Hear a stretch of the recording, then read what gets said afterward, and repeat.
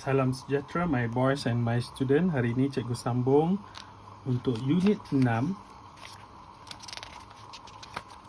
iaitu pembangunan negara bertunjangkan integriti.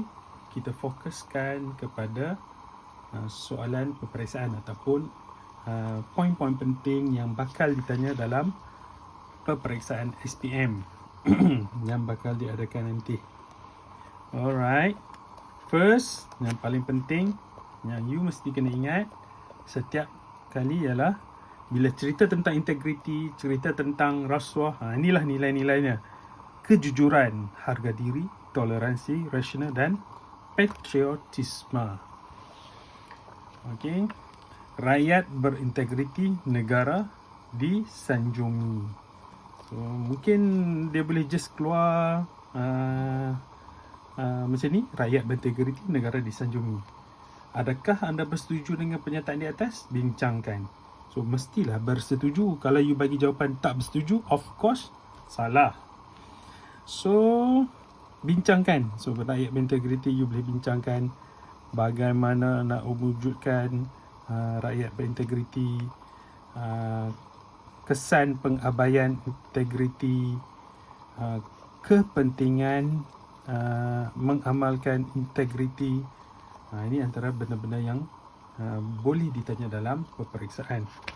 So we go through back this chapter untuk exam. Yang paling penting di sini kalau kita tengok contoh-contoh amalan integriti dalam pembangunan negara dari bidang pentadbiran, ekonomi dan sosial. Apa dia contoh-contoh integriti? Tidak ambil rasuah, buat bisnes dengan betul berdasarkan undang-undang. Seterusnya, cara melaksanakan tanggungjawab dengan berintegriti. Ini soalan ni kalau ditanya, bagaimanakah kaedah yang boleh dilakukan oleh sama ada individu, boleh dilakukan oleh masyarakat, boleh dilakukan oleh masyarakat, sesebuah organisasi, contohnya syarikat ataupun sekolah, untuk membentuk amalan integriti dalam amalan kerja seharian. Ini soalan yang boleh ditanya. Okey. Kemudian seterusnya ialah mengapa pentingnya integriti.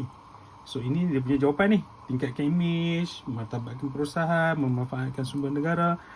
All of this point here are the answers. Okay. Seterusnya juga boleh ditanya juga implikasi perbuatan yang tidak berintegriti. Ini ialah kesan-kesan. Of course dia akan terus tanya kesan-kesan pada pandangan anda. Apakah yang akan berlaku sekiranya amalan integriti tidak berlaku dalam negara kita? So, boleh jelaskan semua ni. Ini adalah jawapan-jawapannya. Saya dah terangkan dalam video sebelum ini. Seterusnya, di sini cikgu highlight balik antara kes-kes yang boleh dijadikan contoh lah dalam soalan. Contohnya pecah mana, peguam pecah mana, macam ni pekerja syarikat pecah mana. Seterusnya tadi ni tipu wang insurans boleh jadi bahan stimulus untuk soalan-soalan peperiksaan.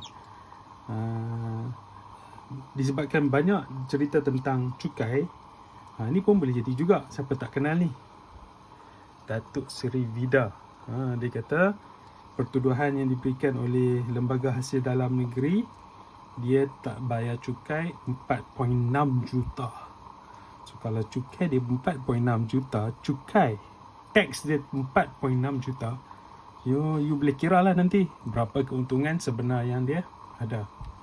Memang ini millionaire, jutawan. So walaupun dia millionaire, dia tak membayar kepada cukai negara pun dianggap sebagai orang yang tidak patriotik, tidak mengamalkan integriti. Inilah contohnya. Okay. So apa lagi yang penting dalam bab ni? Ini adalah contoh-contoh perkara-perkara yang boleh dibaca atau refer dalam textbook yang berkaitan dengan kesan-kesan tidak mengamalkan integriti. Macam ni kalau dalam pasaran ekonomi, kenaikan harga barang lah. Peniaga tak integriti, naikkan barang sesuka hati, ataupun bukan peniaga pun, ataupun orang tengahnya, ataupun pembekal, naikkan harga sesuka hati. Ini situasi kedua ni, individu lah, buang sampah sesuka hati, tak jaga. Okey, seterusnya situasi ketiga, penyakit kuku dan mulut merupakan suatu penyakit yang serius, menjangkiti haiwan. Okey, penyakit ini amat sukar diubah, malah wabak ini boleh menyebabkan kerugian yang besar kepada penternak. So ini antara contoh-contoh ataupun benda yang boleh ditanya dalam exam. Ini contoh, bukan yang boleh ditanya. So macam-macam benda lagi boleh ditanya dalam exam. Dalam pendidikan moral, kita hanya belajar contoh-contoh. Kalau cikgu nak go through everything, memang tak sempat.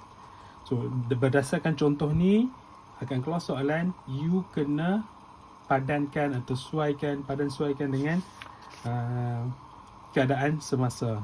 Okey. Seterusnya, ini semua adalah latihan pengukuhan ataupun aktiviti yang boleh kita laksanakan suatu masa nanti. Okey, itu saja untuk kali ini. Diharap kita semua bersedia dengan soalan yang bakal ditanya berkaitan dengan integriti. Sekian, terima kasih.